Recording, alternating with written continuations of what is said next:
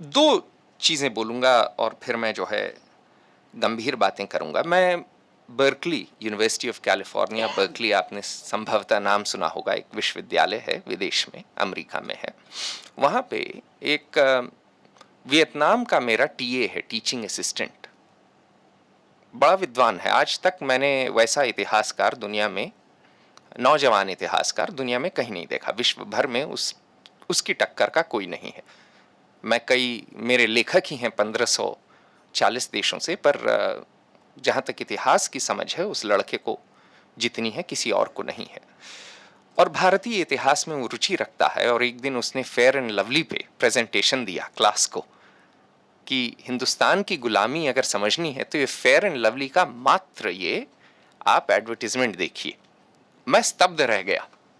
उसने बोला कि पहली बात कि चाहे जितना घिस लो, तुम भैया ब्लॉन्ड और ब्लू आइड तो नहीं हो जाओगे ना।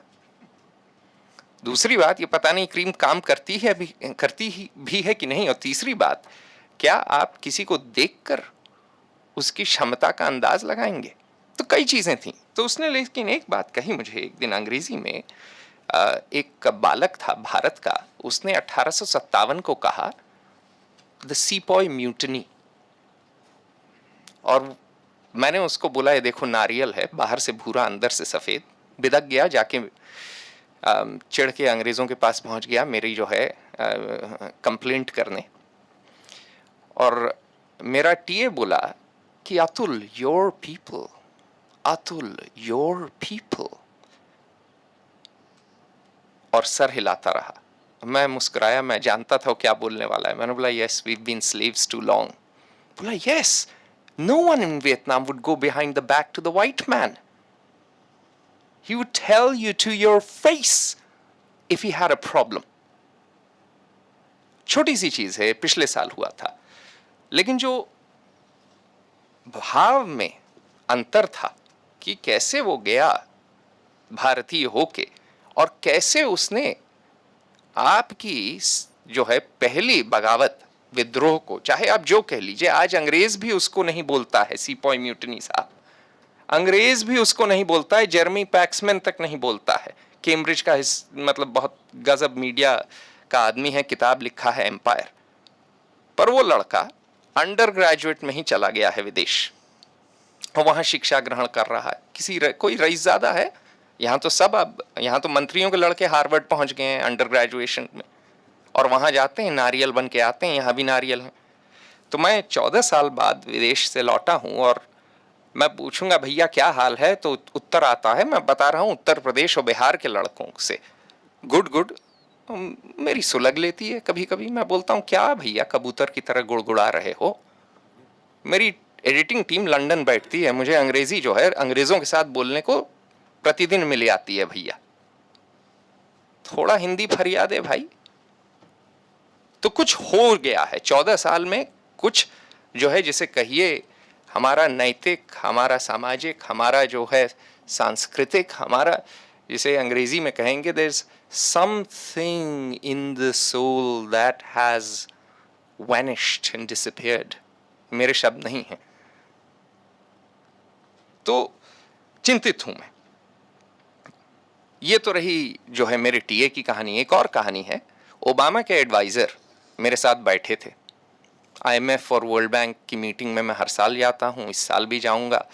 बैठे हुए थे हम लोग, तो गप सड़का चल रहा था। तो मुझे बोलते हैं ये बताओ, तुम्हारे जो सारे जो हैं, ये जो गधों की बारात है, और जो गधों की बारात थी वो प्रणब मुखर्जी और सारे IAS ऑफिसर्स थे। बोले ये सब जो है नपुंसक क्यों लगते हैं। ओबामा का इकोनॉमिक एडवाइजर बैठ के मुझसे ये पूछ रहा है कि ये सब नपुंसक क्यों लगते हैं, क्योंकि ना बोल पा रहे हैं, ना इनके मुंह से जो है जबान फरिया रही है, न ये पढ़ के आए हैं, न ये तैयारी करके आए हैं, न ये कुछ जानते हैं। तो मैंने बोला भैया हमारे यहाँ सीधी बात यह है कि 3 विकट समस्याएं हैं। एक, हमारे यहाँ आज के दिन बौद्धिक चिंतन नष्ट हो चुका है। दूसरा, सांस्कृतिक धरोहर हम खो चुके हैं। और तीसरा, हम कर्मनिष्ठ नहीं रहे हैं। और मैं अब IIT में पढ़ा रहा हूं, मैं तीनों का अब जो है समाधान दूंगा। बौद्धिक जो है चिंतन तब आता है जब आप पूछते हैं क्यों, जब आप बैठते हैं शास्त्रार्थ करते हैं, या जैसे ग्रीस में था सोक्रेटिक डिस्कोर्स कि भैया ये क्यों, ये कैसे, नैतिकता ये क्यों है, कैसे करोगे। हमारे यहाँ लोग पढ़ते हैं नौकरी के लिए और चाहते हैं कि आईएएस हो जाएं। अब ये आईएएस हैं क्या? बेंजामिन जावेद की नाजायज औलाद।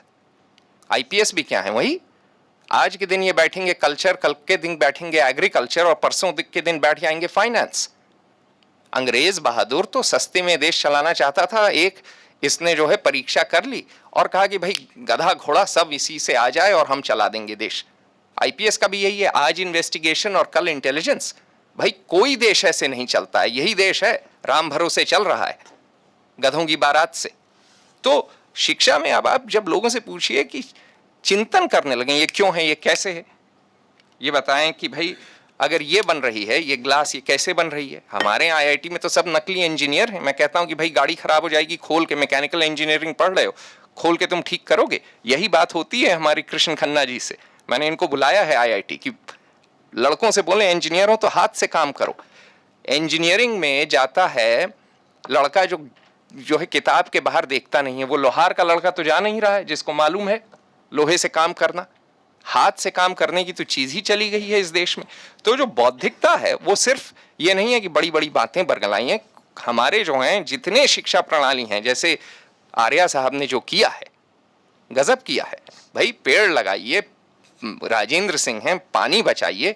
वैसे ही इस देश में पानी का प्रकाल, मतलब पानी की ऐसी समस्या होगी कि महाकाल ना आ जाए।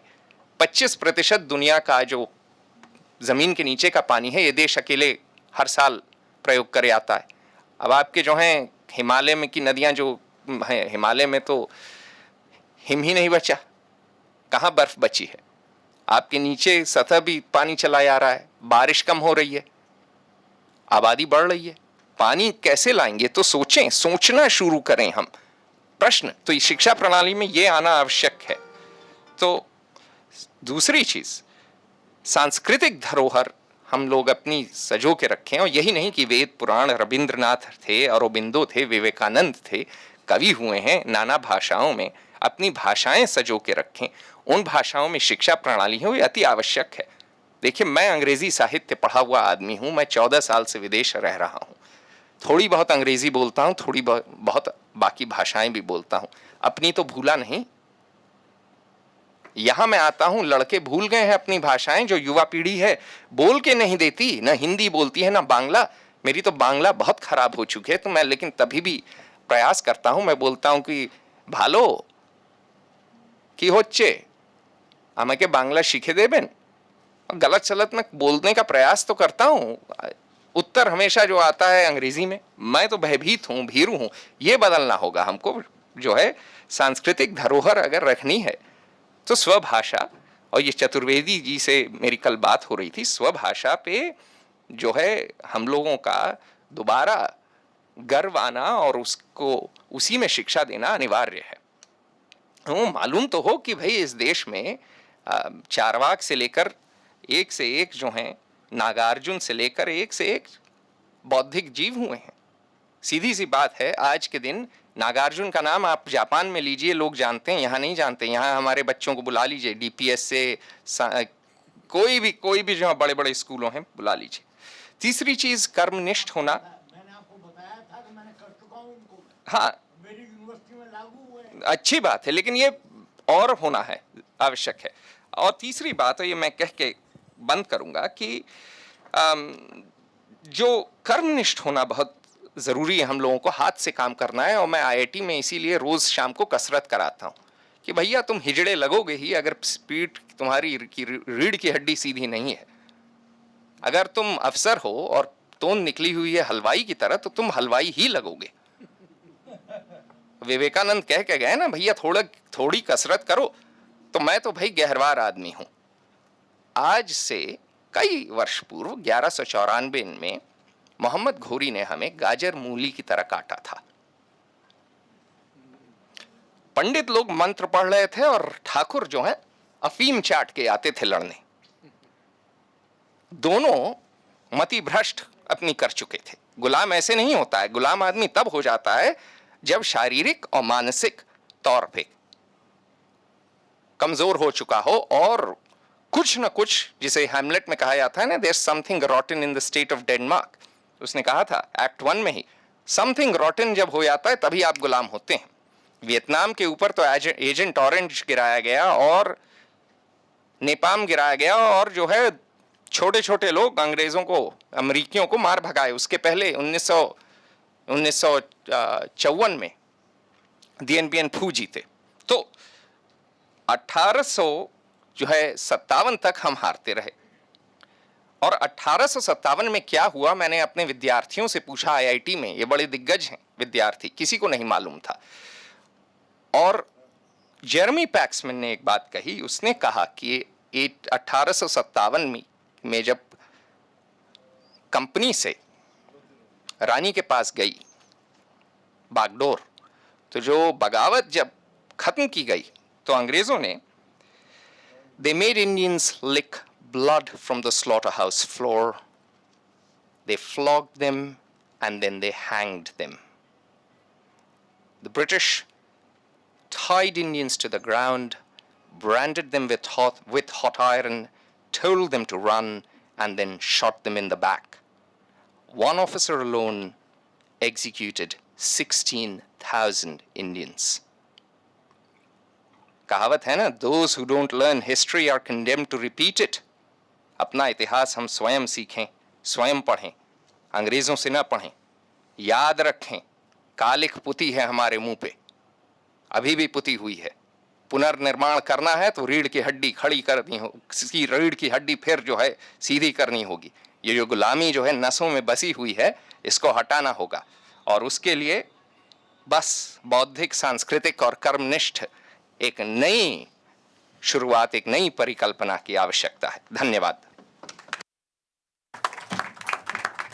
कर्नल साहब, आप भी रीढ़ की हड्डी की बात करते हैं, आपके लिए आई थिंक बहुत अच्छा ये बताया उन्होंने। अतुल सिंह का नाम है, अमित का मिले। He was in IPS, 1998, he resigned, Indian police. Kashi ji. हाँ, अतुल जी का धन्यवाद। बहुत सटीक वक्तव्य दिया।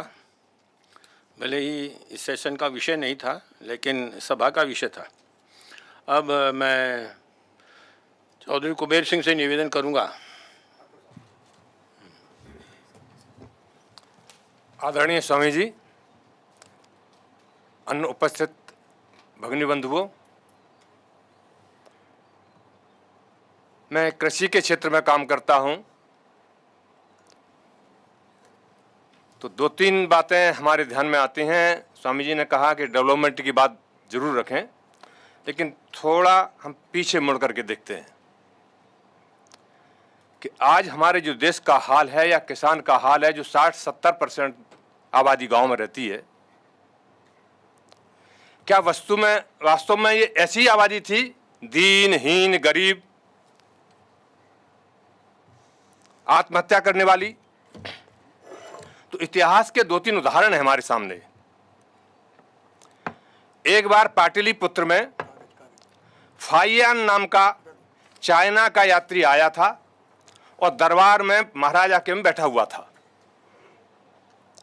उसने सुना था कि भारत वो देश है जिसमें कहीं ताले नहीं लगते, कोई झगड़ा नहीं होता।